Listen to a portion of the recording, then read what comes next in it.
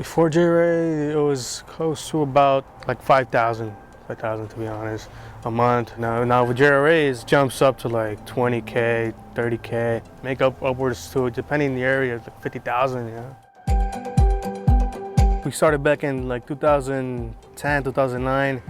It was a Ford F-150, 1995, flatbed, plywood on the sides, free metal pickup. And then from there, we saw a demand in junk removal and we just started doing junk removal. We were growing, but at a slow pace, just word of mouth, our banner on the truck, nothing major on SEO or Google. I tried other companies. I did my own website, but of course it was crappy. It was sending me the wrong leads. I had someone from Florida doing my Google ads and they wouldn't even reply to me. Came across another company and same things. They weren't familiar with junk removal. So I was like, who does junk removal ads? I just Googled how to grow a junk removal service. JRA popped up right there, Junk Removal Authority. Seemed like pretty transparent people. And then I called in. We started in 2021. And yeah, we were growing. We just grew.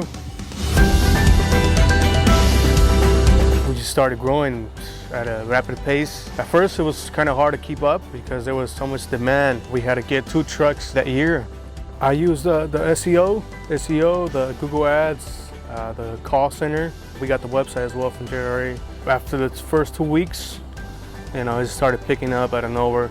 I was unsure if I should go with JRA because I was like, I have so much money to invest.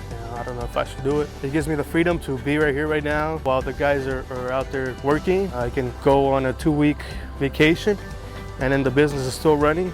But I took the risk, and it was a good risk. And I'm glad I was able to find JRA because I was kind of lost in the jungle. They set the bar.